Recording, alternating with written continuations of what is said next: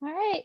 Hello, everyone, and thank you for joining us today. I'm waiting just a second to let people get into the meeting. I selected a salad for my background. This is a salad I made out of lettuce and greens from my garden last year. Unfortunately, they're not. That freeze kind of, I don't know about the rest of y'all, kind of did a little bit of damage to my lettuce this year. So hopefully it'll bounce back. It's already starting to. All right, just a few housekeeping things for today. This will be recorded, so you have to accept an agreement that it's going to be recorded. So if you don't want to appear, you can turn your camera off. You'll also be muted during the meeting, but you can ask questions for our presenters in the chat. So just put any questions you have in the chat. And thank you for joining us.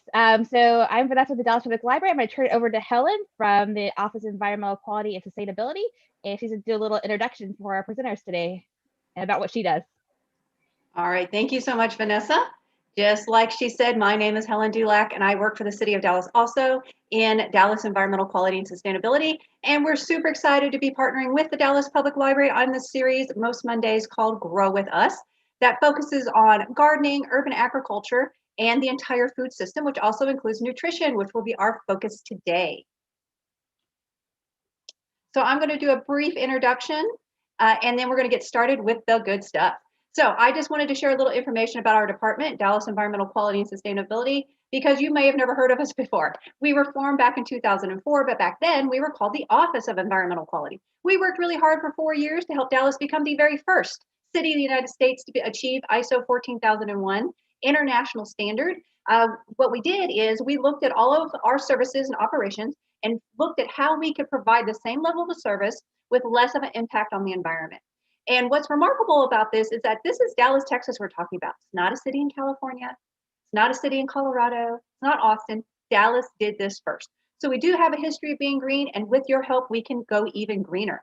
Let's fast forward 10 years to 2018, where a lot of changes happened to this department. We had a restructuring in the city, and there's some other environmental operations and programs that joined into OEQ. So to reflect that change, we changed our name to DEQS. We added sustainability to our name, and we also doubled in size.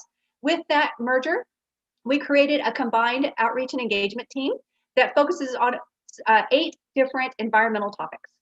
The following year, Mayor Johnson created the first Environment and Sustainability Committee of City Council. And you can listen to those meetings the first Monday of every month at 9 o'clock in the morning. They are live streamed, and it's a great way to put your finger on the green pulse of the city and learn about different new pilot programs that are starting. Now, in 2020, we did another thing that was historic. We passed the Comprehensive Environmental and Climate Action Plan. It was formally adopted by City Council on May 27th.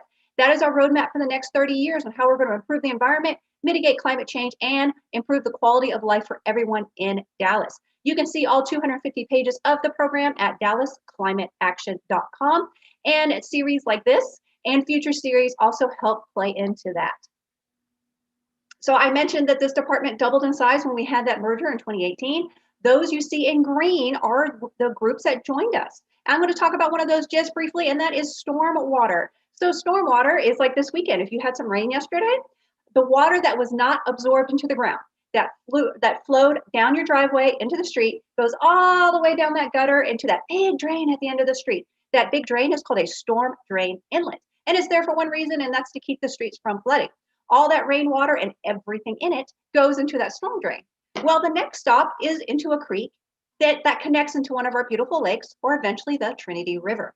Nowhere in that process is that water cleaned or treated. So if it picks up any pollution along the way, that's how a lot of pollution ends up in our lakes and our rivers. So if it picks up litter, if it picks up bacteria that was in pet waste, or if it picks up any sort of automotive fluid that dripped out of a car, that's how those pollutants get into our lakes and rivers. And also, the Trinity flows an extra 500 miles and connects all the way to the Gulf of Mexico. So there is a possibility that pollution from our homes, from our neighborhoods, from our city ends up in the Gulf of Mexico. So please be mindful about what you're doing outside. If you're adding chemicals to your lawn or your flower beds, if you're mowing and you don't sweep up your grass clippings, if you're maybe not picking up after your pet on all walks, those little actions that you can take, sweeping up your grass clippings, picking up after your pet, and being really careful when you apply any sort of chemicals to your lawn, have a huge impact here and 500 miles away. So I mentioned the outreach and engagement team I'm a proud member of. We want to empower Dallas to save the earth. And we do that by virtual presentations like this and in person when we're allowed. Currently, right now, you can invite us to speak virtually to your meeting for your club, your organization, your HOA. We do that free of charge if you're in Dallas. We also have a lot of materials for students all the way from K to college, and we can also participate in virtual seminars, activities, and events. And as things start opening up, we can also do different drive-through events and social distance events. And then if you invite us, what do we talk about? Well, I mentioned those 8 environmental topics all the way from A to Z, from air quality to zero waste. We also host some of our own things. As a matter of fact, this very week is Fix a Leak Week. There are some free seminars on March 16th and 18th. So this Tuesday and this Thursday, they are free and they will help you with indoor and outdoor leaks and also how to weatherize some of those pipes that we had issues with just last month. Also, we have a special session on Thursday for Earth Day Every Day, Lawn Sprinkler Secrets on March 18th that you can sign up for. And also on March 25th, we are partnering again with our friends at the Dallas Public Library for a special movie screening and panel discussion on the film Fire and Flood, Queer Resilience in the Era of Climate Change. The panel discussion is on the 25th, and it's hosted by the Dallas Public Library and our department, DEQS. And all these links we will put in the chat so that you can take advantage of all of this free programming. All right, with that, I'm going to send you off to our website, greendallas.net. You fill out the event request form if you want to invite us to your event. Also, if you have any questions, if you need some more help or information, you need to reach me or anybody that I work with, just drop us an email at greendallas@dallascityhall.com. And of course, follow us on social media. We are Green Dallas TX on Facebook and at Green Dallas on Twitter and Instagram. You can learn about cool programs that we have coming up and also all the other things that we are involved in. And with that, I am going to get ready to introduce our speakers today. We are really fortunate to have 2 fabulous speakers from the UT Southwestern Medical School. We have Joey. He's a medical student at UT Southwestern. And he is, sorry, I'm trying to move this right here. All right. He loves the idea of using food as the first line defense against disease and to help his peers explore this mission through his role as coordinator of the culinary medicine student elective. And then he'll be followed by David Hutto, who is a second-year medical student at UT Southwestern. He's interested in cardiology and understanding how lifestyle changes made better through healthier eating and cooking habits can impact health and longevity. All right, so we're going to have Joey start sharing his, he's already shared his screen, and get started with our program. Thank you, gentlemen, for joining us. Thank you, Helen, and thank you, Vanessa, as well, for helping us get this set up today. It definitely takes a team to coordinate a talk as big as this and with so much reach. But again, my name is Joey Campaign. I'm a medical student at UT Southwestern, and I'm going to be giving the talk today with David Hutto. Our primary purpose here today is to entertain you about nutrition and culinary medicine. So it's to get useful tips, to get a little bit more passionate about it, and to kind of understand how you use some of the things that maybe you're growing as part of the Grow With Us section for the first time. So again, we're going to dive in just to a little background about us so you know a little bit more. But we are medical students, as we said. We are former interest group officers for the Preventative and Lifestyle Medicine Interest Group. We've recently gone into our clinical experiences, so trying to maintain some of those positions is super difficult and rare at this stage of medical school, but still something we're very involved in and something we're very passionate about. We're also advocates for food as medicine in general. It's a national push. It's a national education campaign coming out of Congress. We believe food should be frontline medicine, and pills definitely have a place, but in our opinion, food should always be the first option for both prevention and an option for treatment, especially for chronic diseases. I'm originally from Fort Collins, Colorado, and I came down to Texas to go to UT Dallas and studied biochemistry. That took me to UT Southwestern for medical school. And I'm currently sitting in a cardiology research lab right now. So I'm likely going to go into cardiology just because it has so much interaction with lifestyle medicine. But a couple of things I'm also interested in are endocrinology and neurology. And at this point in my career, I don't have to decide yet. So that's where the couple options come through. in my spare time, I do a lot of exercising. I try to get outside all the time because you spend so much time inside studying, and do that with friends. A lot of reading, cooking, trying to explore nutritional principles myself. Nutrition is a fun concept, and the idea of your own learning can be transferred directly to what you prepare on an everyday basis or a weekly basis. So definitely a huge part of my life. So I'll hand it over now to David. Thanks, Joey. Yeah, thanks to everyone for being here. And again, just to reiterate some stuff, we're really excited to be here and to talk about these topics with y'all. I'm originally from the Woodlands, Texas, and I did my undergrad in biomedical engineering at UT Austin before finding my way to Dallas at UT Southwestern. Like I said, we currently don't have to decide what we're going to be doing for the rest of our lives yet, but cardiology has always played a big role in my interest in medicine. And just because of how prevalent cardiovascular diseases, as well as just how important it is to maintaining good health throughout life. And, you know, things like running, weightlifting, being active in sports, these are all, and, you know, healthy eating, these are all great ways to make sure you're staying healthy and keeping that cardiovascular system going strong. And those are things I love to do, as well as, like Joey said, doing some reading, doing some extra research outside of class to make sure I'm staying up to date on everything. And, you know, it's always about trying to figure out where our knowledge is lacking and how we can get better, and how we can, you know, better convey this information to people like y'all that are, you know, here to learn. And that's such a great initiative for everyone to come here and want to learn more about nutrition and things like healthier greens and stuff like that. So with that, we want to transition into first understanding why we're here. So we want to set the stage, and, you know, why does nutrition matter? And if we can go over to the next slide, we'll see that 1 in 4 deaths in the US are actually due to cardiovascular disease. And one of the number one risk factor for cardiovascular disease is poor diet. This is actually even a stronger risk factor than some of the other more prevalent risk factors, such, or not more prevalent, but more present in people's minds risk factors, such as smoking. And if you go and look at the American Heart Association's risk factor list, you can see here that of the 17 most top risk factors, dietary risks account for some of the largest amount of deaths in the US. And additionally, beyond just deaths, they account for some of the largest amount of years of life lost to premature mortality, as well as years of life lived with disability. And so it's important to realize that it's not only just living longer, it's about improving the quality of those lives lived, especially towards the end of life, where there's a lot of things that can be very important to maintaining the quality of life and being able to do the things that we love throughout life. And if you look at the actual primary targets for what the dietary recommendations by the American Heart Association is, and these can be seen in the references that we'll have at the end if you would like to learn more about these. But they recommend things such as including greater than or equal to 4.5 servings of fruits and vegetables per day, 2 or more 3.5 servings per week of fish and shellfish, reducing sodium to less than 1.5 grams per day, reducing your amount of sugar sweetened beverages, and as well as eating 3 or more servings of whole grains per day.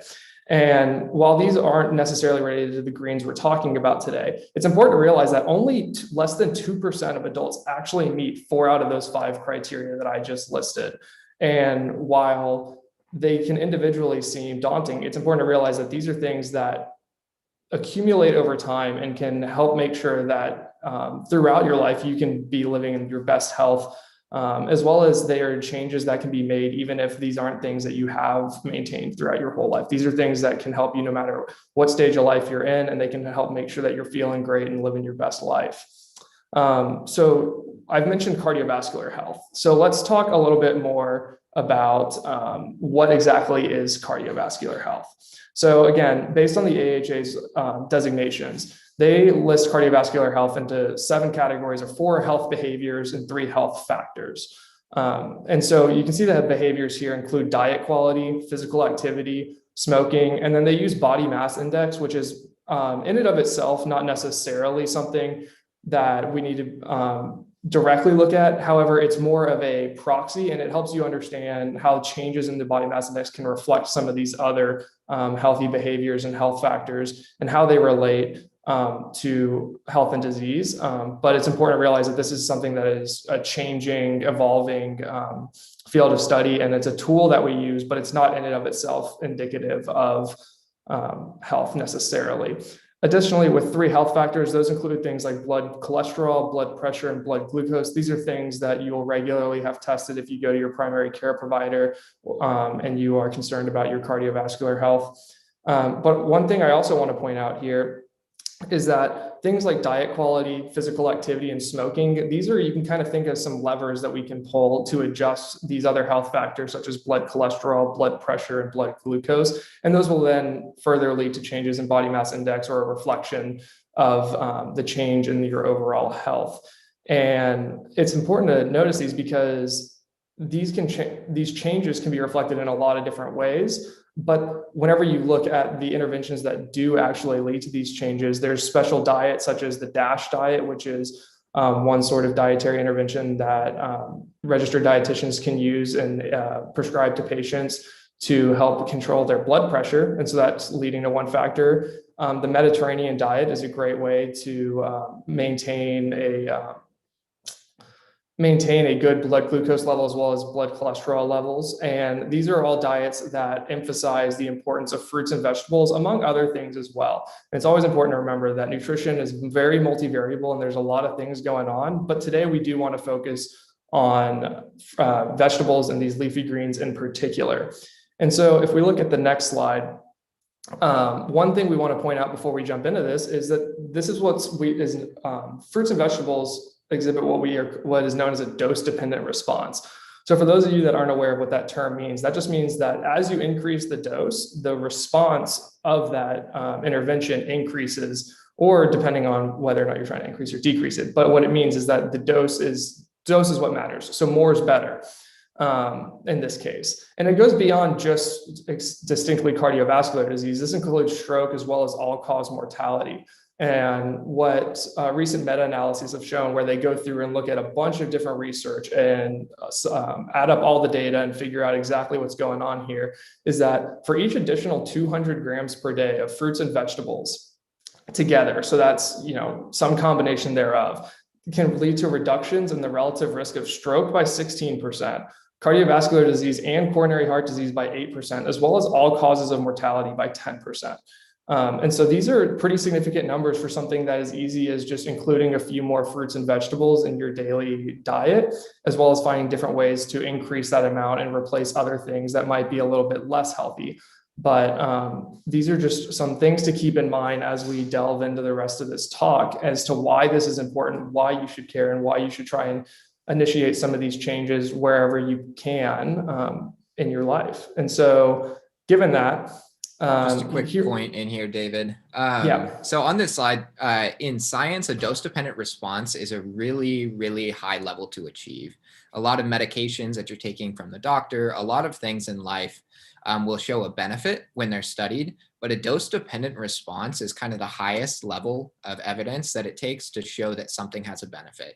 It's that the more, if we look at on a scale of 1 to 10, if we consume 200 grams of fruits and vegetables, like 400 grams is going to be better and 600 is even better. That's very rare to find that association in science.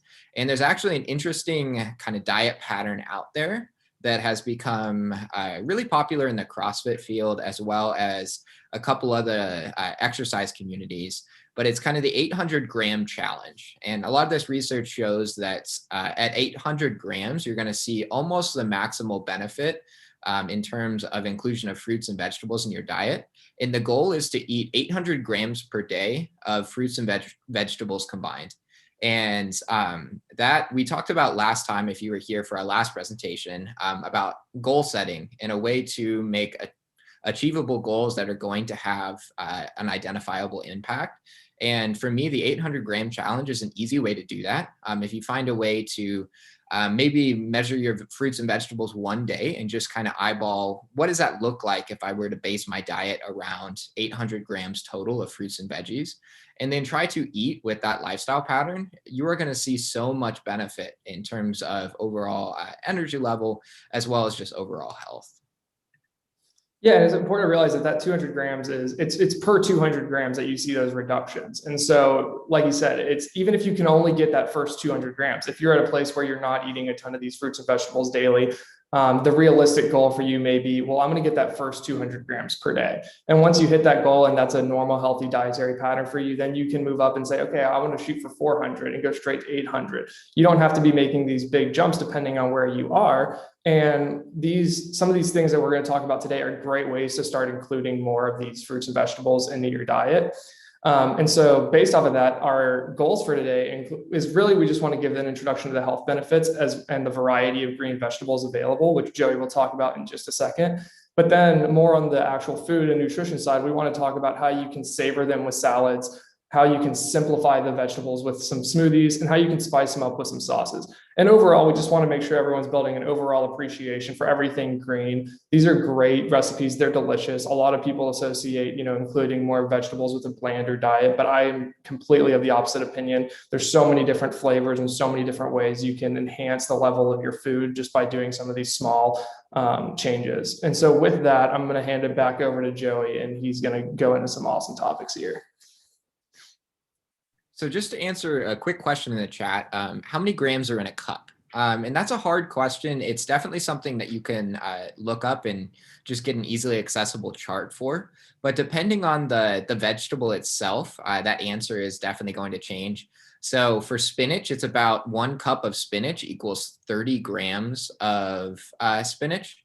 And that's because there's so much air when you go to pack it into the cup that it's not actually that much spinach. So in a salad, you would eat 2 cups, 3 cups. But if you think about when you put spinach in a pan, if you start heating it, a lot of the spinach, like a cup of spinach, becomes a tiny amount of cooked spinach. And so it depends on how much air is in the vegetable. And that's definitely something you can look up if you want to, but also keep in mind that it's just a very, very broad recommendation. The concept itself can just be applied of like the more fruits and veggies I incorporate, the healthier I'm going to be, even if it doesn't come down to specific measurements. So first, we're going to talk about vegetable classification.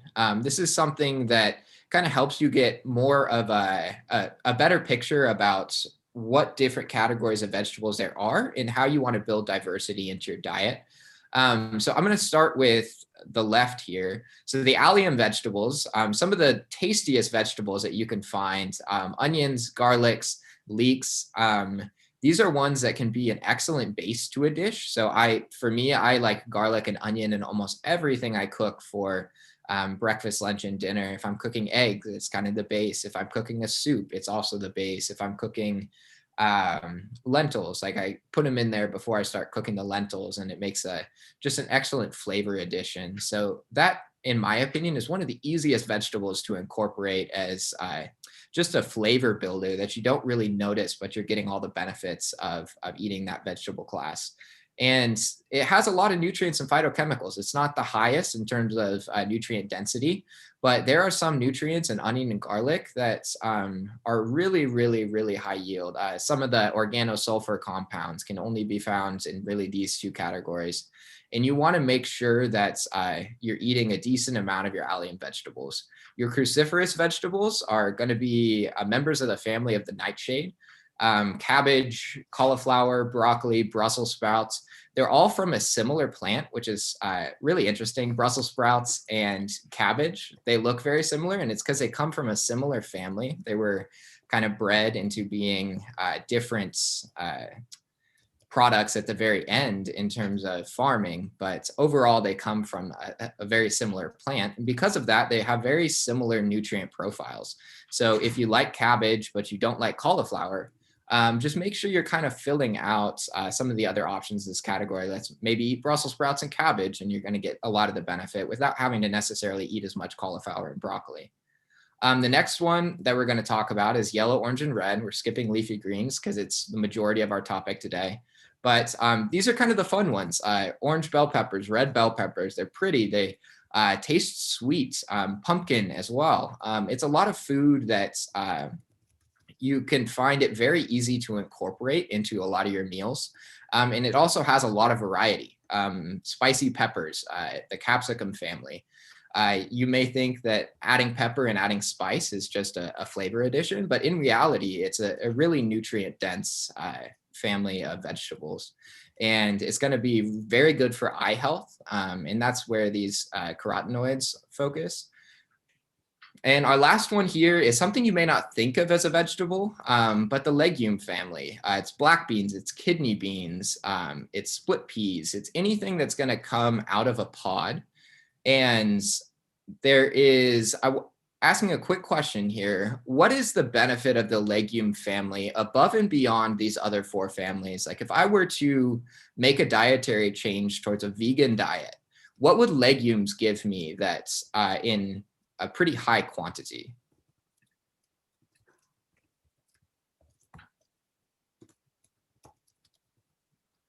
Lots of fiber. Yes, Mark, that's a great answer. But we're going to have fiber in pretty much all 5 of these categories. Being a vegetable alone, we're going to get a ton of fiber. But our correct answer is protein. Legumes are packed full of protein.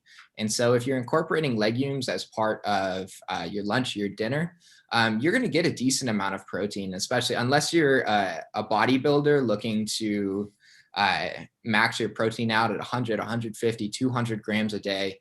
The protein in legumes is enough to make someone healthy and make someone's diet extremely great without having to focus on protein supplementation through some of the whey powders and stuff that's not necessarily as great for health. And again, crazy nutrient packed. It's got a lot of vitamins, a lot of minerals. And then we mentioned here the dietary fiber, very great for colon health. And so I want to talk quickly about the dietary guidelines for Americans. So what they recommend versus what we actually eat. I took a couple tables here. So there's 3 tables and 3 individual slides. The tables differ only in the age of the people being studied. So this is ages 5 through 8. So younger children that a lot of their food choices are being made by their parents. And this a lot has to do with what children are willing to accept, as well as kind of what is eaten regularly in the house. So keep in mind, it has a lot of factors that determine this intake, but total vegetables are about half of what they should be. And so if we consider about 2 cups equivalents of vegetables per day, our children are eating about 1. And so cutting that in half, we're losing a lot of the health benefits of vitamins, minerals are super necessary for healthy growth, especially at these ages. And the fact that we're so low on our total vegetable intake is not a great thing. But as in children, one of the problems especially is dark green vegetables. If children don't like kale, children don't like spinach, broccoli. A lot of this stuff that may take a while to develop tastes are easily abandoned at these age groups. And so one of the things that they talk about in the dietary guidelines for Americans at this age group is the concept of repeated exposures, of just making sure that these dark green vegetables are available at many meals and they have many opportunities to kind of gain a taste for the bitter foods that they can be. That's really key at a younger age. So our next age group, we're starting to look at younger adults and ages 31 through 59. We still have that same trend here of a lot of the total vegetables we're supposed to be eating, we're not necessarily eating. It's better for females. They overall, because their calories are lower, they have lower intake and they're almost reaching their goals. And they actually are reaching their goals in dark green. So it's really an interesting thing to look at kind of our adult dietary patterns. But as a family, so if we consider a male, female, or any combination, a male, female, parents with kids, like overall, we're going to see a low intake of dark green vegetables. And then finally, we get into ages 60 and older. Again, our trends holds true. We're not eating enough vegetables. And one of the things that show this are dark green. And just to use this last chart as kind of a representation, but this holds true across pretty much all groups of vegetables. So we're talking about green vegetables today because it's what we wanted to cover, and it's such an important group and nutrient dense group of vegetables. But just keep in mind that it applies across all group of vegetables. The more you intake, the better. And a lot of us aren't doing it at the capacity that the dietary guidelines for Americans recommends that we do. So the next thing I want to talk about quickly is a little bit of the science to do with green vegetables. So what is a phytochemical? I talked about a lot of these nutrients. I talked about different things that we can find in plants, but let's back up and define quickly. Let's break this phytochemical down to understand it a little more. So phytochemicals, if we break it into two words, it's phyto, which is kind of the prefix for plant supplied, and then chemical, just anything that can be identified as a compound in science. So everything is going to be a chemical if we know its formula. So if we break that down, it's plant products, essentially. Are compounds found in plant-based foods that have previously been considered non-essential components of the diet. We originally thought that these chemicals didn't really have a role. It wasn't protein, it wasn't a carb, it wasn't a fat. It's not something that we can directly produce energy with. So therefore, people thought it was non-essential. It wasn't something we needed to have. But research lately has really shown that phytochemicals extend benefits beyond that of just providing energy and may be vital to having a healthy diet.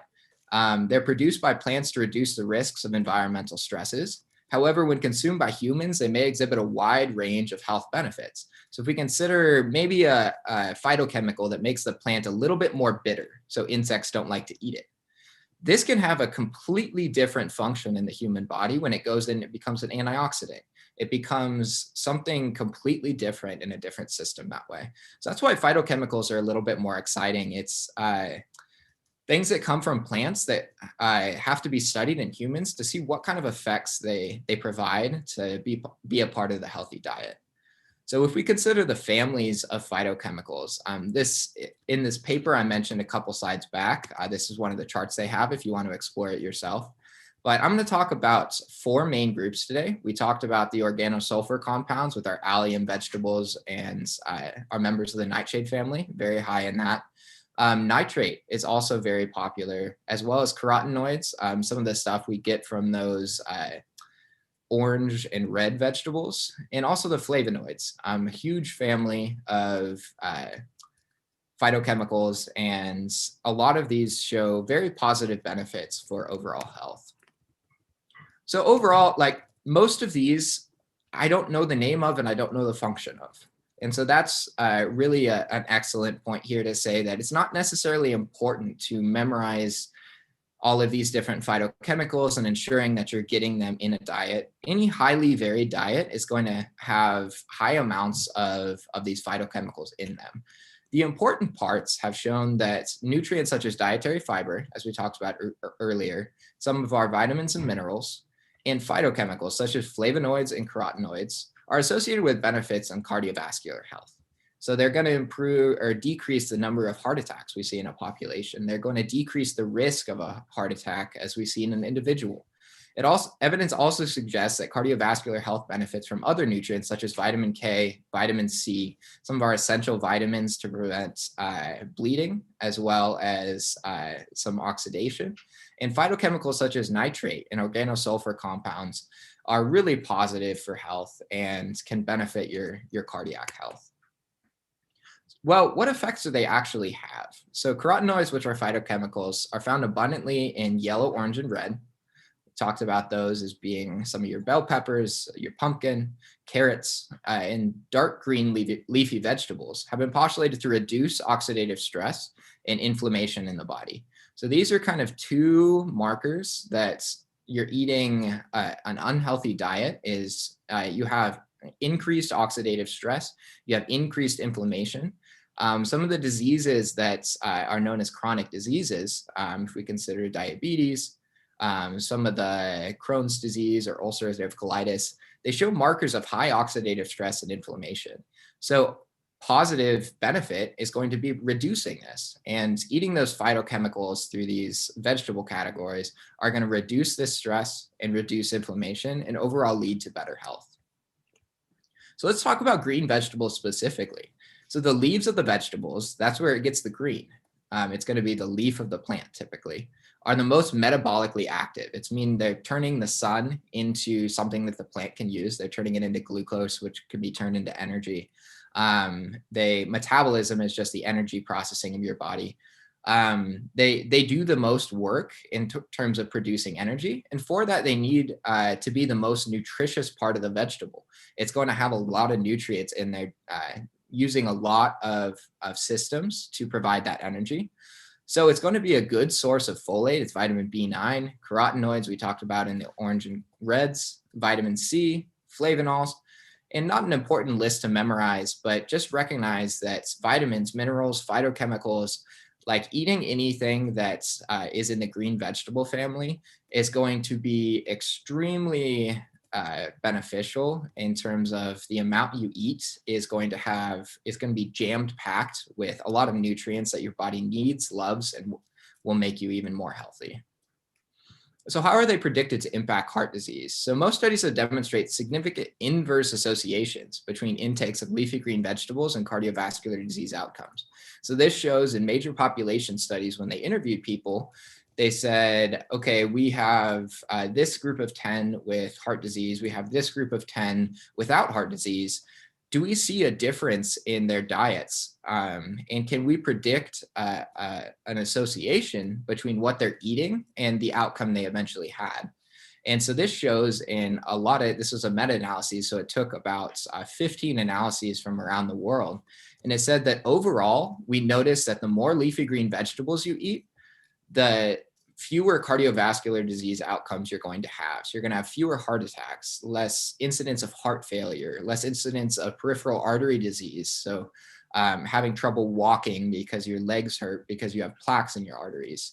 All of that stuff is going to be associated with a decreased intake of leafy green vegetables. However, as always in science, other studies have demonstrated no association. So keep in mind that with this research, it's not always a perfect trend. There's always going to be studies that find that maybe there's no benefit. There weren't any studies that showed there was the opposite, that the more leafy green vegetables you ate, the worse your outcomes were. So overall, research accepts that the more leafy green vegetables you eat, the better your heart health is going to be. So your take-home points today. I know we talked about a lot of phytonutrients. I know we talked a lot about phytochemicals, vitamins, minerals, these families with weird names, but kind of the take-home points are, as a population, we do not eat enough green vegetables at any age. No one on that group was overreaching their green vegetable target and eating enough. So as an individual, I would not be worried that you are overeating this family. I would always worry the opposite, that maybe you're not incorporating enough green vegetables in your diet. Green vegetables have the potential to decrease cardiovascular disease as well. And as we talked about earlier, in a dose-dependent manner. Dose-dependent is really powerful, and it means that the more you can incorporate, the more you're going to benefit. So finally, some practical kitchen tips. As we transition into culinary medicine, we're going to talk a little bit more about how to use these green vegetables and how to make them fit into your own diet with your own preferences. But some practical kitchen tips that really would have helped me when I started cooking are about how to store leafy greens and store some green vegetables. I found that I would buy them from the store, I would put them in the fridge, and then 2 or 3 days later, I would have just this kind of rotten mess of leaves that had either gone bad already or was just not at the ripeness I wanted them to be. And so for storing leafy greens, like your spinach, lettuce, kale, first of all, you want to remove any spoiled leaves from the bunch. When you buy it from the store, whether you buy it in a large package or you buy it in a tin, make sure you go through it and take out any leaves that look like they're a little bit past their shelf life. And then you want to store in the fridge in a plastic bag with holes. The holes is critical because green vegetables release this thing called ethylene. It's a gas, and it causes the leaves around them to spoil. So if you have one bad leaf, it's going to increase the or it's going to decrease the lifespan of the leaves around it. And overall, your food's just not going to last as long. The second one is herbs. Herbs are a really fun way to incorporate green vegetables in your diet, and they bring a lot of taste to any dish that you're going to cook. So if you consider basil, basil's incorporated on pizza for a reason. It has a lot of taste to it that makes it unique. Cilantro, parsley, mint, they're really tasteful items and really fun to use when they're fresh, but you want to consider them independent of your other green vegetables. So basil, cilantro, parsley, and mint. You want to treat them like a bouquet of flowers. If you've ever gotten flowers, you got cut off the end in a diagonal, and then you store them with their stems placed in a small jar of water. There is a difference between in the group of basil and mint, you want to store on the counter, while cilantro and parsley, you want to store in the fridge. So keep your bouquet of mint right in the center of the table and show off the fact that you're using fresh herbs, while cilantro and parsley need to be kept a little colder, and you can just stick that in the fridge. Chives, green onions, thyme, and oregano. This comes with a little story of, for like 6 months, I could not figure out how to keep my dang green onions fresh. And I would buy them from the store, and I love them on top of my dishes, but I love them fresh. I don't cook them. And so I would buy some green onions, and then I would end up wasting half of them because I couldn't figure out how to keep them fresh. And so this little tip helped me a lot. Of chives, green onions, and thyme and oregano are really sensitive to moisture. So my plan of get the green onions, put them in a little Tupperware, or get the green onions, put them in a bag, is always going to end up badly because they're really sensitive to moisture. So any moisture you have in that container means that they're going to spoil faster. But if you take these out and you wrap them in a paper towel, and then you store them in the door of the fridge, because they don't need to be kept as cold as some of the others. If you store them in the door of the fridge, they're going to stay fresh for up to a week. And it's going to be something you can use for a decent amount of your cooking throughout the week. So don't pull a me, and definitely listen to the storage tips for some of your herbs. All right, so now we're going to get into some of the recipes. And one thing I always like to touch on, because this was something that a mistake I made whenever I, was first getting into cooking, more into cooking, especially in college, just when I was more time limited, was I often would try and find these recipes, and then I felt like I had to stick to them exactly. Wherever I got the recipe from, I felt it was gospel, and that was, if I didn't have those exact ingredients, that I wasn't going to be able to make something that tasted great.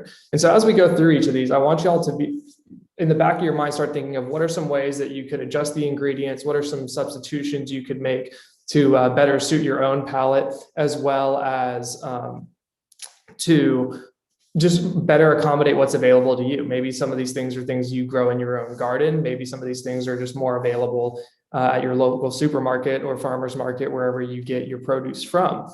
And so with that, let's first get into some salads. And so one thing to think about with salads is that we often think about salads as the, simple iceberg lettuce, romaine lettuce, toss it together with some dressing, and that's a salad. And while that is, and it's a great salad, and for many people, that's, the easiest way for them to start incorporating more vegetables, there's plenty of other ways and other things that we can consider salads. And this first recipe that we're going to talk about is actually something you might not traditionally think of as a salad. But this is going to be savory braised collard greens. And so we have the recipe here for you, as well as a link to the culinary medicine site where you can read more about it and see other similar recipes. And that's where we get a lot of these recipes from, because it's just a great source for people trying to incorporate a more healthy dietary pattern. And we can see here the list of ingredients, and there's some great things in there like olive oil. We incorporate onions, collard greens, as well as apple cider vinegar. We do use some things like cane syrup to add a little bit of sweetness in there. And some other just great seasonings. And seasonings are another way to help elevate your cooking and make everything you're cooking a little bit more tasteful and make you coming back for more, so you can hit those goals of incorporating more vegetables, right? And like we said, this is specifically mentioning collard greens, but other leafy greens can also go well in a dish like this. You can try things like kale, chard, beet greens, or even spinach, and you can cook them in a similar way. Cooking times can vary some depending on which green you're using, just depending on how they need to be treated. But that's something you can kind of experiment with. And there's also a lot of great resources online as far as how to do different substitutions. So one thing I would like everyone to do is look at the nutrition facts we've included for this recipe in particular. And I would be curious to see in the chat, what do y'all think are some good things about this recipe, and what are some things that could be improved, or some things that might be lacking?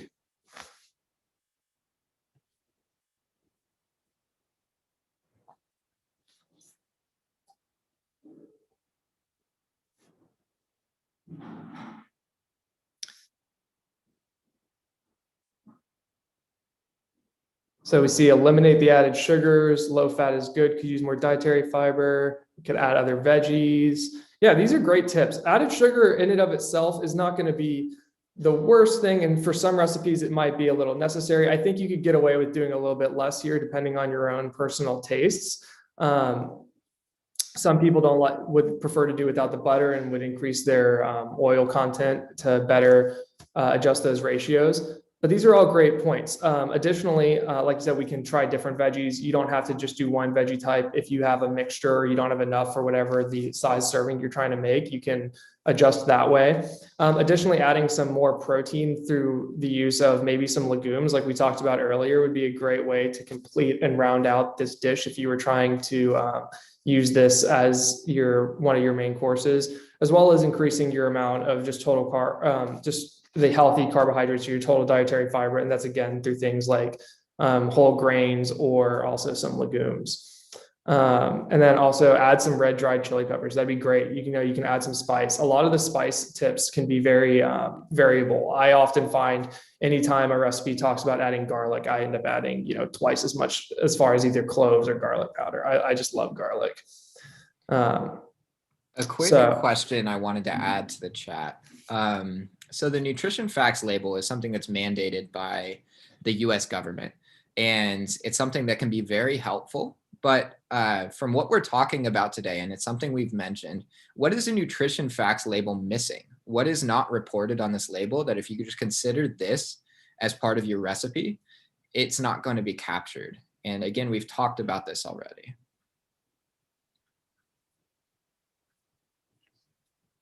Let's see if anybody has an idea.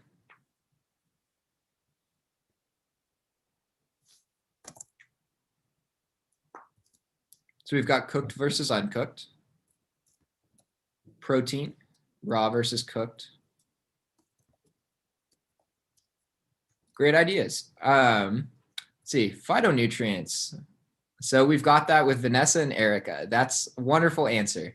So we do have our protein captured. So we've got our protein here. We've got our carbohydrates. We've got our fats. So everything that can be converted to energy. Sodium, important for blood pressure. But the small category down here is just going to contain vitamins and minerals. And so as this recent research has shown that phytochemicals are some of the most important elements of the diet, that is not something that has to be reported on a nutrition fact label, and not something that's going to be captured. So just by understanding more about vegetables, you'll see that, okay, this nutrition facts label mentions a lot of the stuff about these recipes, but it doesn't talk about the organosulfur compounds we're going to get in garlic. It doesn't talk about some of the carotenoids we're going to get in some of our bell peppers that we include. It's not going to talk about those subtle differences that can make a huge difference in terms of a diet. So keep in mind that these principles are really applicable when you're looking at recipes, of just understanding the foods themselves in the ingredients list is a lot better than understanding the nutrition facts label as it's read specifically. Right, and these are great points. And like you said, just from looking at the nutrition facts, you might get a certain idea of what the health profile of a dish is. But like you said, we're missing a lot of important information that is otherwise captured by the contents of the food themselves. I see Yvonne is asking about the nutritional difference in organic versus non-organic. Joey, you can jump in on this too if you have a better understanding. But for me, from my understanding, is that organic versus non-organic is not really going to affect the nutritional content of the food as much per se. They can be treated. I think the distinction for organic food ultimately comes down to how it's treated whenever it's cultivated. But whatever is best available to you. I think generally people will say if you can get organic, it's available to you and it's affordable for you, then that's a good way to go. But if you are limited to only being able to get, potentially non-organic foods, then I don't think that there's an inherent harm in them. And that if there is, it's not going to be outweighing the benefit of increasing the amount of these foods in your diet, as well as soluble versus non-soluble fiber. There's quite a bit of distinction between there, and there's different benefits to each. Oftentimes, foods that contain soluble fibers will also have some amount of non-soluble. It's mainly just a distinction they make in the literature, but I don't think that's actually something they have to distinguish on the nutrition labels. Do you have anything else on that, Joey? I actually had something on a different topic, but talking about braised collard greens. So this is something that's kind of correlates to a different topic, but collard greens are something that's eaten in the South as part of yearly celebrations, as part of an everyday diet. It's just a Southern dish. It's kind of a cornerstone of Southern food. And what this recipe is doing is it's taking collard greens, which normally include a lot of butter, normally includes a lot of bacon, as well as a decent amount of sugar. And it's making it a little bit more healthy without taking out all of the concepts that make it an interesting dish. So that way we reduce the butter, which it probably used 4 tablespoons of butter, if I had to guess, in making braised collard greens the traditional way. Narrowed that down to 1 teaspoon and replacing some with olive oil. It lowered the amount of cane syrup from what I would guess to be 4 or 5 tablespoons in traditional collard greens down to 1 tablespoon in this recipe. And it removed the bacon altogether and added some vinegar to kind of match the taste, as well as some more spices. So again, let's keep in mind that our recipe doesn't have to be perfect. We don't have to completely get rid of our cane syrup. We don't have to completely get rid of our butter, but just even small substitutions in the dishes that we make on an everyday basis can have a huge impact on our health. Right, entirely. Making sure your food is still delicious, that you still enjoy your food, is important, but being mindful of why you're doing that and the amounts that you're doing these things is really important. And recipes like this can help make sure that you're still getting something delicious, but also making sure that you're getting all those key essential nutrients. So this next recipe, this is a great one. I love making this one, is a massaged kale, strawberry, and feta salad. I find the term massage, me and Joey were talking about this earlier. I find the massaged kale term to be a little funny, but it's a great way to kind of activate them and make them a little bit more tender. And again, we see a good recipe here. Included in this recipe list is are all the necessary ingredients to make your own vinaigrettes to top this salad with. It's great. I made this earlier this week and I loved it. Something else you can include in this is like adding walnuts or some other nuts to add some more nutritional dimensions to this, as well as some different textures. And so if we look at the nutritional profile here again, we can see that, again, we're missing out on those phytonutrients, but there's also some other good things to glean from this. Let's see. Is there, real quick before, I'm seeing a couple of things come up in the chat. Okay, we'll address the smoked meats in a second, but is there anything in here that y'all would want to maybe add? Like I said, adding nuts such as walnuts or almonds or pine nuts could be a great addition, or as well as anything you'd like to change or add just to your own tastes.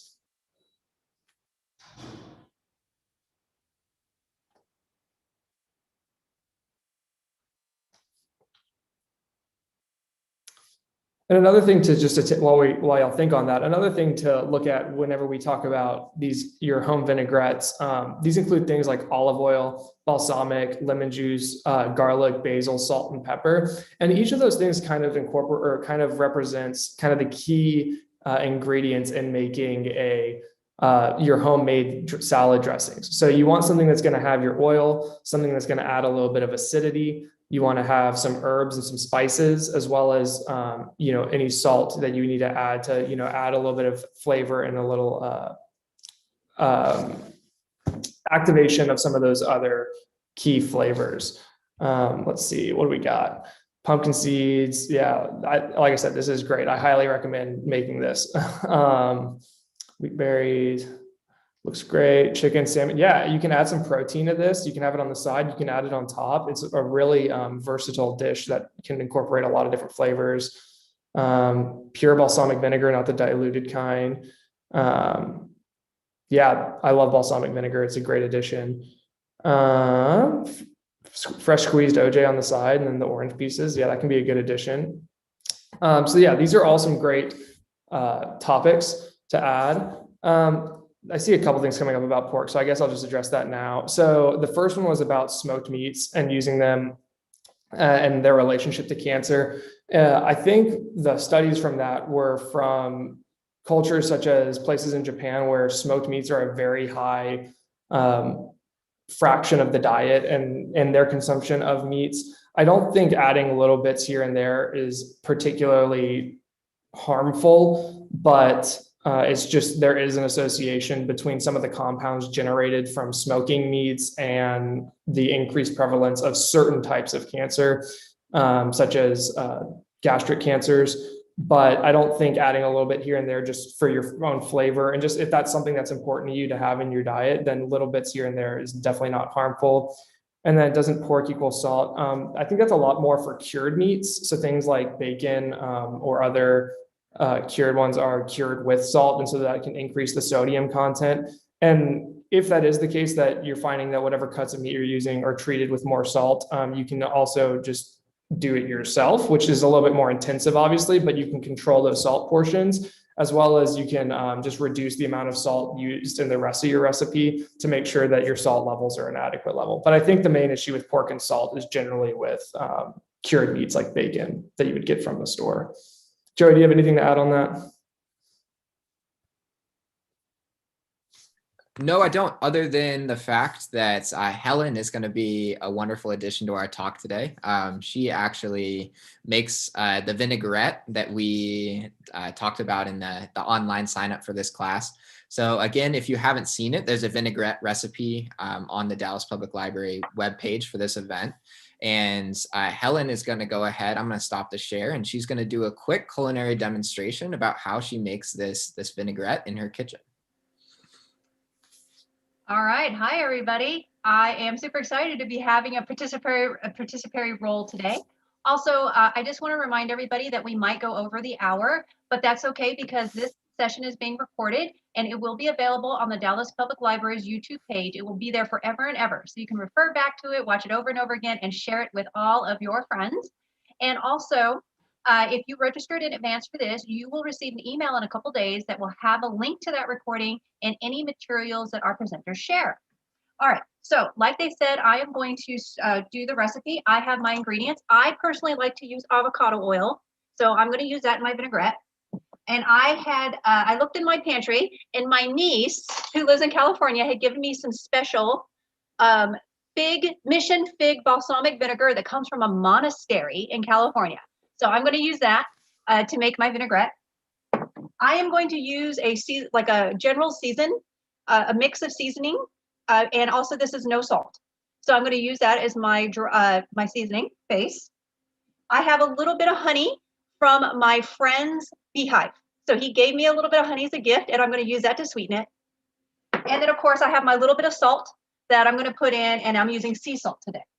And I did weigh out 30 grams of field greens, and it fills this bowl pretty nicely. It was up close to 2 cups. Personally, I eat a lot of greens, so I would have put a lot more in here, but just to let you guys see what 30 grams looks like. Okay, so I'm going to start off with adding a tablespoon of my balsamic vinegar to my little bowl. I'm using a little bitty bowl here, and instead of using a blender today, I'm actually going to use a frother like you might use to make coffee. So I got my 1 tablespoon of balsamic vinegar.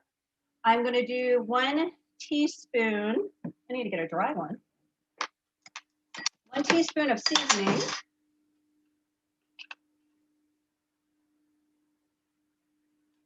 Okay, there's my dry seasoning. And then I'm going to do a teaspoon of honey.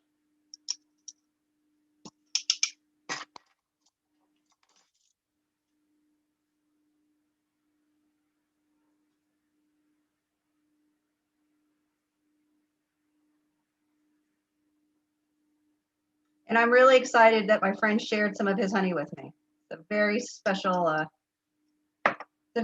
thing to be able to use this kind. And of course, the anticipation of the slow pouring honey.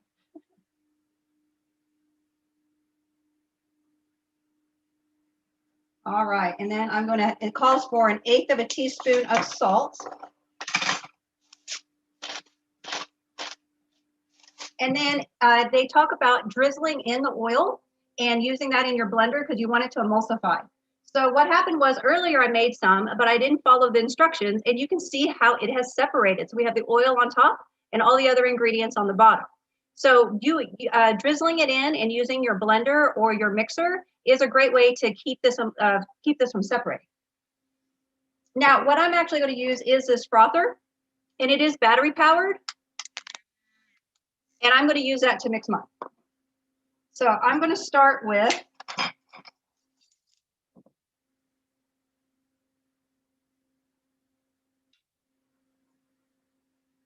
pour my oil into another little thing here so that I can pour it into my recipe. So it was 3 tablespoons.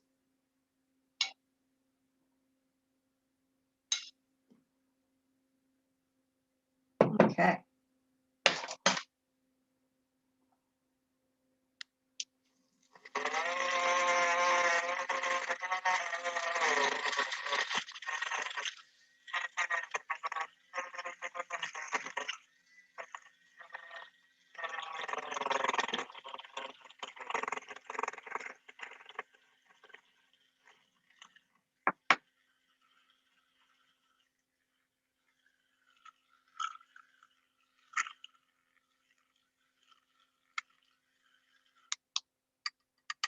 And my vinaigrette came out a little thicker than my other one. I'll show you the one I made earlier that separated, and I'm going to whip it up real quick.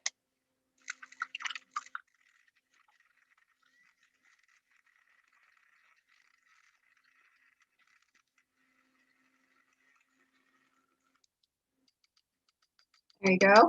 And I can say that while I was listening to the presentation, I was dipping raw broccoli into this and eating it. It was very, very, very good. So I'm going to drizzle this on top of my 30 grams, and I'm going to enjoy a salad. But I did want to ask David and Joey a question. So you're asking about like other things that you could put in salads. What if I have some leftover vegetables I had cooked for dinner? So this is a mixture of yellow squash, green zucchini squash, mushrooms, and onions. What if I added this on top of my salad?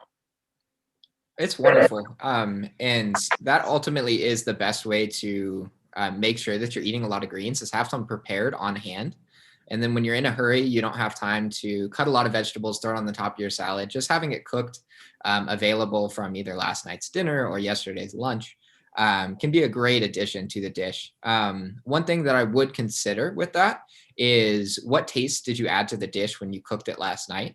So when you cooked it, was it part of a fish meal? And did you add a lot of like red chili peppers and lemon and things that are going to give it a specific taste profile? And when you're making your vinaigrette, you want to consider kind of what taste do I want to enhance in what I made last night versus what is going to clash, what is going to make it taste a little bit too complex, and they're not going to necessarily go together as well. So again, having things already prepped and just throwing it on top of the salad with maybe a little bit of fish you had last night as well, amazing way to incorporate vegetables into an easy lunch that you can either take to work or eat from home if you're still working from home. That's a really good point, because a lot of times I like to use Indian spices, like East Indian spices in my food. Mm-hmm. And you're right, that might clash with my balsamic vinaigrette. So good point. Thank you so much. Thank you. And so we're going to go on to our, go ahead. Yeah, real quick. I just saw a question come up in the chat, and you being the oil guy, I figured you'd love to take this one. Marla asked about organic olive oil or other specific types of olive oil and kind of the difference there between them.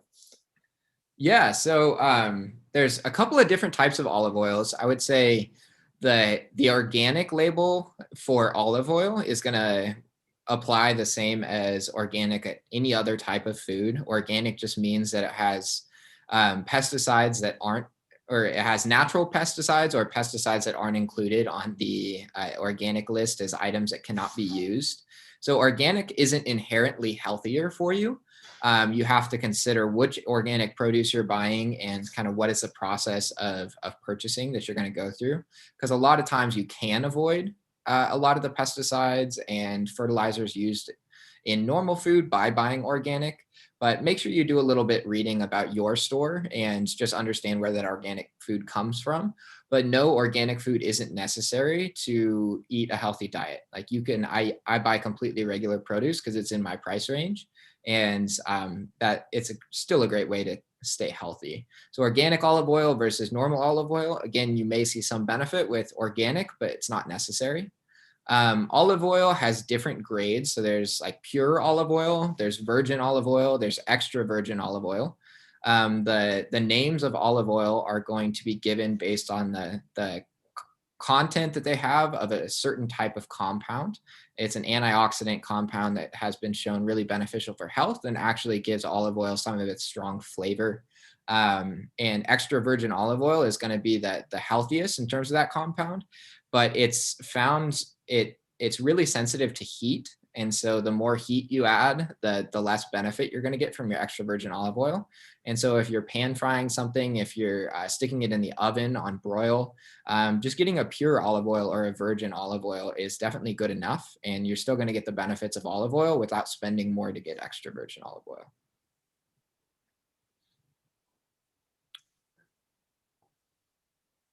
Cool. Okay, so with that, I also see some questions about the vinegar and the homemade dressing as a preservative.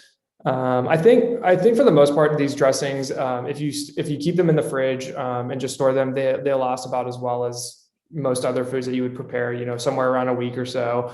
They're good to produce in somewhat of bulk. That way you can have them and they're quick to add to your salads. And that way you don't have to go through the process of making them from scratch each and every time. But if you are working with fresh ingredients, it is good to be aware that some of those preservatives that are added in other store-bought dressings do serve that purpose of acting as that preservative. So yeah. And then as far as adding the 5% white vinegar on the produce, I'm honestly not too sure about how well that works as a pesticide. I, for one, just make sure I keep my fresh produce for around a week or until I start to see some wilting or something like that is indicating that it's starting to go bad. But I'm also just not an expert on preserving those vegetables over time. But anyway, moving on, we have another good recipe here, another good salad. Joey found this one in a great book, Mastering the Art of Vegan Cooking by Annie Shannon, and it is available in the DPL catalog. And you can see that this is a great way to make several servings, 4 to 6. So if you're just trying to feed yourself for multiple days, or as well as feeding the whole family at a pretty inexpensive price point per serving. And if you look at the salad itself, it incorporates a lot of really good nutrients, such as artichoke hearts, garbanzo beans, Kalamata olives, bell peppers, as well as some of those herbs we talked about earlier, like parsley and mint. So you get a lot of different variety, a lot of good textures in the salad, and then you can make your own balsamic and black pepper dressing. So similar to the one we talked about earlier, but a little bit different, just some subtle varieties here. And adding all that together, it's a great way to get your conventional greens and add something out, add a little bit different, add some new flavors, as well as trying some new dressing topics or some new dressing toppings. And like we had mentioned earlier, with these dressings, they're really good because if you can just change a little bit about the different flavors, and you can adjust to whatever it is you really like. And I highly encourage y'all to experiment a little bit and be a little adventurous in the kitchen and see what it is that you really like. Do you like having a little bit more of that acidity, a little bit less, a little bit more of the spice? And then just try different ways of incorporating that into your dishes. It's a really good way to keep the variety and keep yourself excited to be in the kitchen and making some really healthy, delicious foods. Wonderful. So the next thing we're going to go on to is smoothies. And it's something that a lot of people consider. You go buy from Smoothie King, you go to Intajuice. I'm not sure if that's down here, but it was definitely where I went in Colorado. But smoothie places are typically associated with smoothies, but smoothies can also be an excellent way to get fruits and vegetables in a pretty high quantity in your diet, but in a way that's done easily without any focus on cooking. So what we're going to do is we're going to talk about two specific smoothies.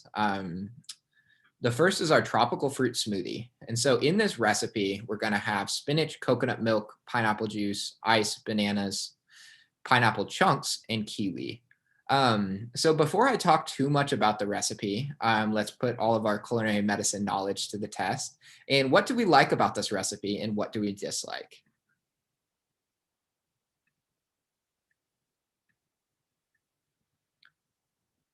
From Wendy, we've got lots of sugar.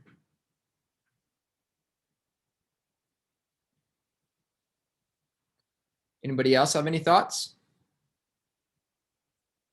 Personally, dislike kiwi. That's from Marla. I'm actually allergic to kiwi, so this isn't a great choice of smoothie for me, but something I can definitely just take out and maybe replace with some mangoes or something with a pretty complementary flavor. Spinach looks good. Definitely good to have a vegetable in there.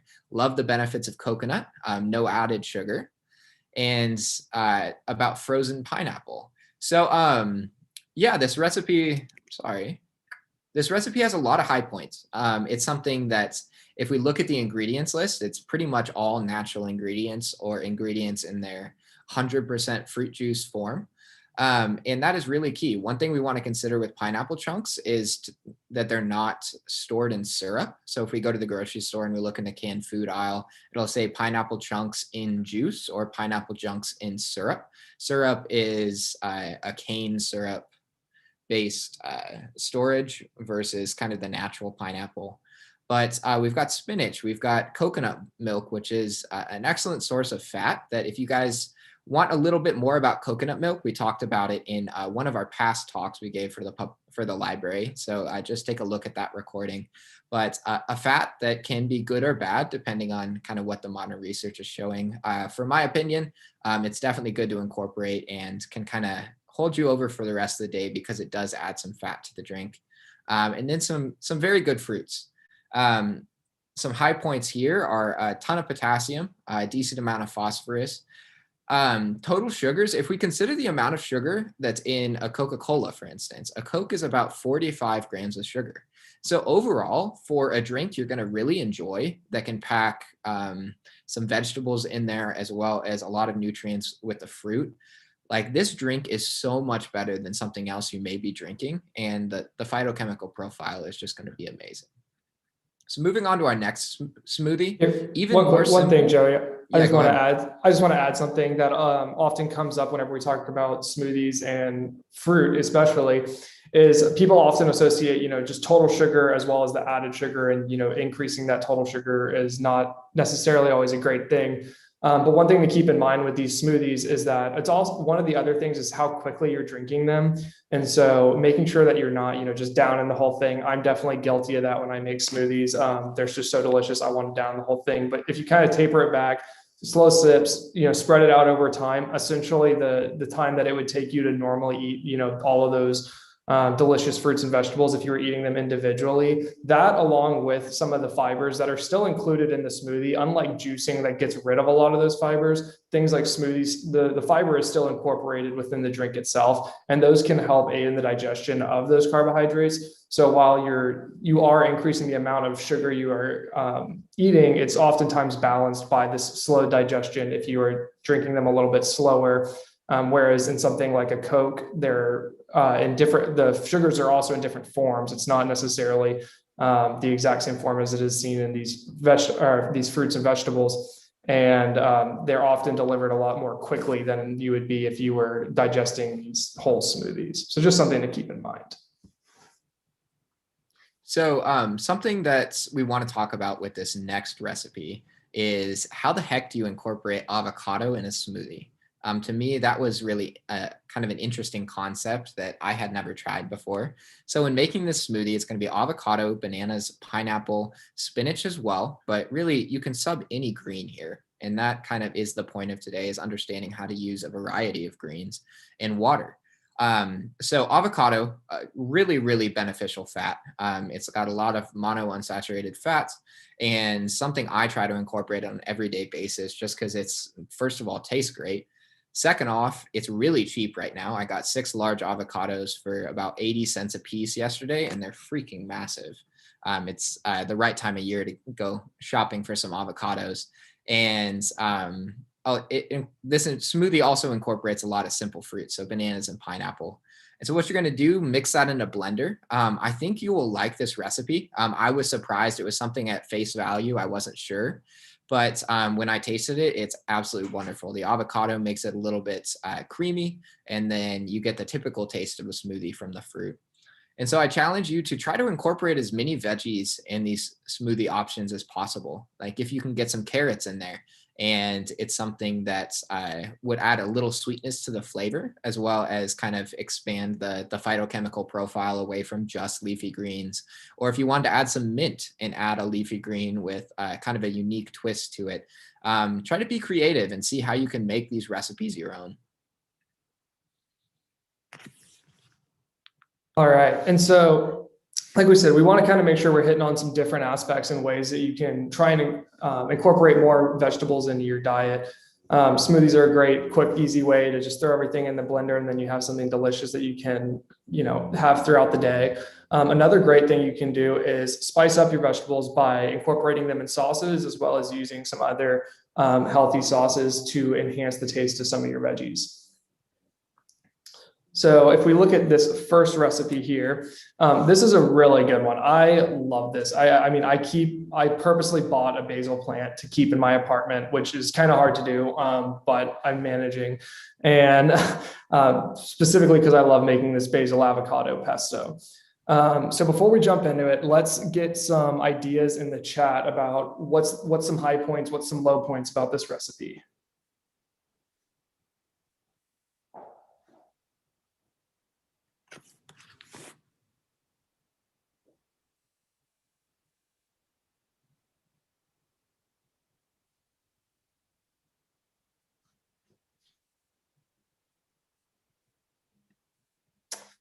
And just to address, Wayne is saying he's confused on the US versus metric that we showed 2 cups go to 60 grams of baby spinach.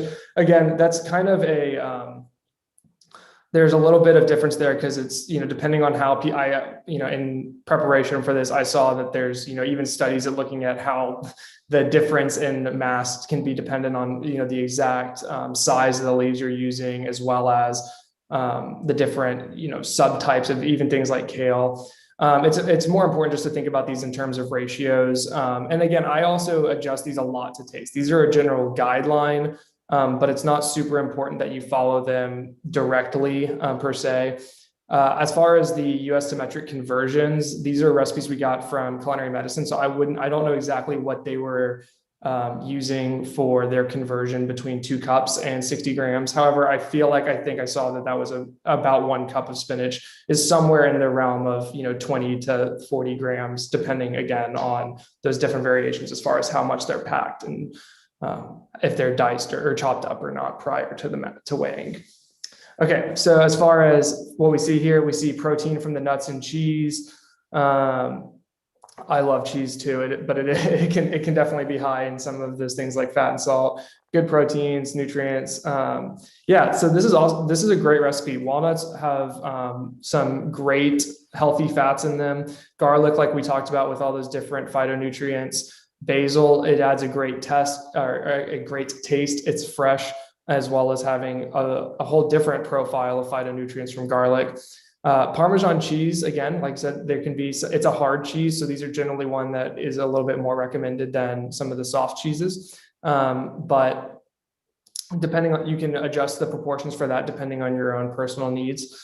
The lemon juice is great for some added acidity. We talk about some extra virgin olive oil here to get more of those good, healthy monounsaturated fats, as well as some avocado to complement the full profile of fats present in this dish, as well as adding some other things like fiber and some great texture and consistency aspects to this dish. I also like trying to vary the nuts that are used. So maybe if I have some pecans or cashews on hand, those can be great to add, as well as the walnuts, or to substitute the walnuts. You can also replace the basil for other herbs such as parsley, arugula, or spinach, just depending on what you have available. I think sauces like these pestos, are a great way to, get rid of some of those ingredients that are maybe sticking around, or maybe if you buy a bunch of parsley or arugula from the store and you don't think you're going to be able to incorporate it before it all goes bad, throwing it in and making a good pesto that you can use on top of a lot of different dishes is a great way to make sure that you're utilizing all of your ingredients and minimizing your waste. So let's see. What if you add cooked garbanzo beans to make it thick? I haven't tried that. That could definitely be something to experiment with. I know that you can use that for making things like a hummus, and so a similar dish would be great for that. Another one that we have here is a cool herb dip. So this one's a little bit lighter on the vegetable content in the dish itself, but the reason we included this is because this is a great way to just get extra things like carrots, cucumbers, snap peas, other things like that, and just make them a little bit tastier, especially or broccoli, cauliflower, grape tomatoes. There's so many great things that you can dip in things like this cool herb dip, and using ingredients like some low fat yogurts, you can replace that for a Greek yogurt. You can do a reduced fat sour cream. You also still get the benefit of some delicious herbs like parsley and dill, and then some acidity from that lemon juice, and then some more of those garlic notes that we've talked about so much, as well as a little bit of salt and pepper to taste. But like we said, this is just something great that you can put in an airtight container, keep in your fridge, and just keep coming back to as a way to make sure that you're getting those vegetables each and every day. This is something I've definitely made and I love it. You can also try adding different spices. My parents being from Louisiana, I love spice. And so I'll always throw a little bit of other, like, some paprika, some cayenne pepper. It's just something else to bring up the spice level in this dish, but you're more than welcome to try your own variations on it and see what tastes great to you. Okay, all right. So I think that leads us to the end. Thank you for asking questions during, but we have about 9 minutes for any more general questions that the group may ask. But again, thank you for coming to another one of David and I's talks. I know we really enjoy doing these, and it's something that, as young physician, it makes us better each time we do them, of teaching the principles of nutrition and how they can kind of make a population more healthy, and hopefully get us past some of the chronic disease that we're seeing throughout the United States and the world. So again, just thank you for the opportunity to present today, and we'd be happy to answer any questions. And just to start off, because I remember these from earlier, and I said I would discuss them a little bit later, just because of difficulties typing them out in the chat. So let me see if I can find it real quick. But someone, and I want to give you credit for asking it, but someone had asked about the keto diet. And I would recommend, for one, that you can go back and check out our last lecture or our last talk where we discussed this a little bit more. It was Yvonne. She had asked about the keto diet. And we touch a little bit more about things that the keto diet restricts versus what are those nutrients that are lacking from the diet, as well as what are the good aspects of those diets. And so with a lot of these different, we call them fad diets, but these different diets that you see come up from time to time, oftentimes they focus too much on what to get rid of, and people instead don't think of what you should be adding. And I think talks like this, where we go through these different vegetables, these different fruits, that dose-dependent manner of how adding them to your diet can help improve your overall health, and your overall health, that's what's really more important. There are some benefits to keto diets depending on personal medical conditions that there's a lot of research on for things like epilepsy and stuff like that. So there are benefits to the diet. However, I think for the majority of people, making sure that you're just getting a full balanced nutrient profile, including these healthy vegetables and things like legumes that oftentimes can be restricted in the keto diet because they are high in carbohydrates, as well as fruits. Fruits are still good, although they are high in sugar and some carbs. Keeping them in your diet, that's part of that 200 grams per day of fruits and vegetables, is a really good way to make sure that you're, optimizing your health. So, and again, if there's any other questions on that, I think we addressed it a little bit more in our last talk. And then there was one other one I had said we would answer towards the end. And I think that was about the use of these alternative plant-based meat substitutes. And again, the thing to look at with those is I don't know any one of the products specifically, but making sure that that they are, whole food. I think in general, going towards the whole food sources is better.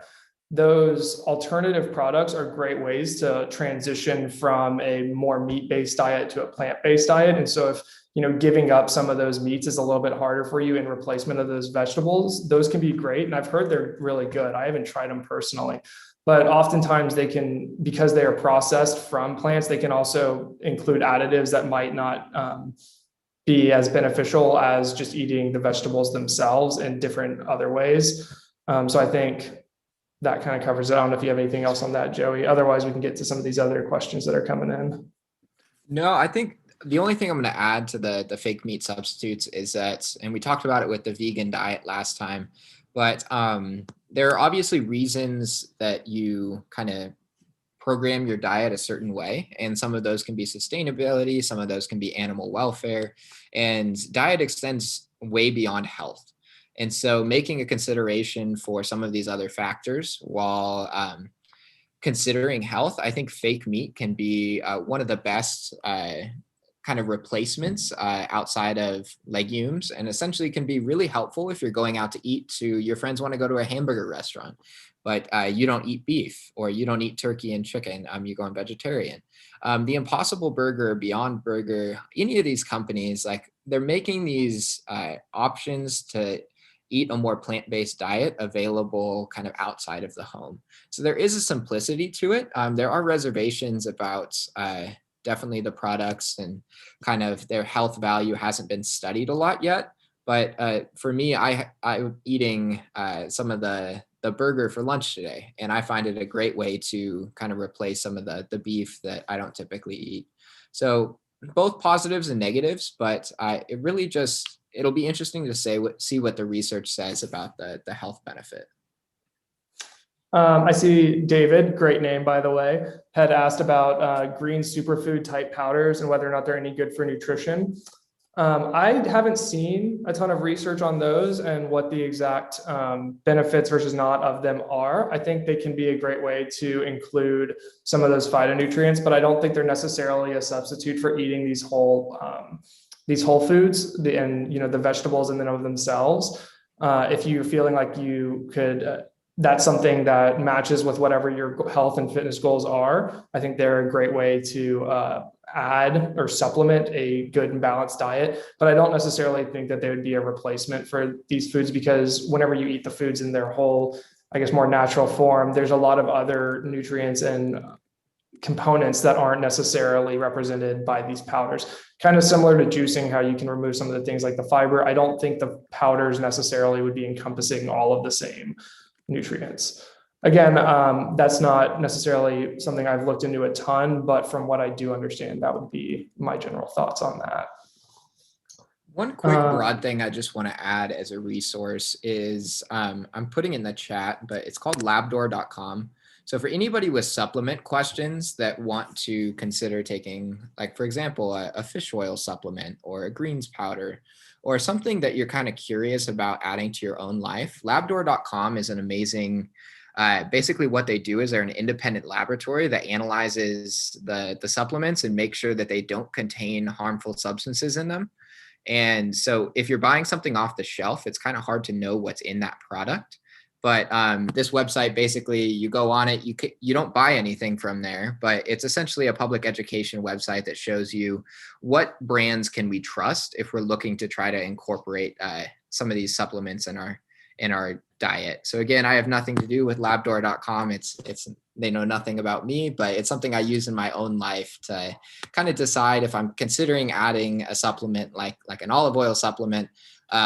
Is there a brand that I should choose that's better in terms of fewest number of bad inclusions and just overall beneficial properties?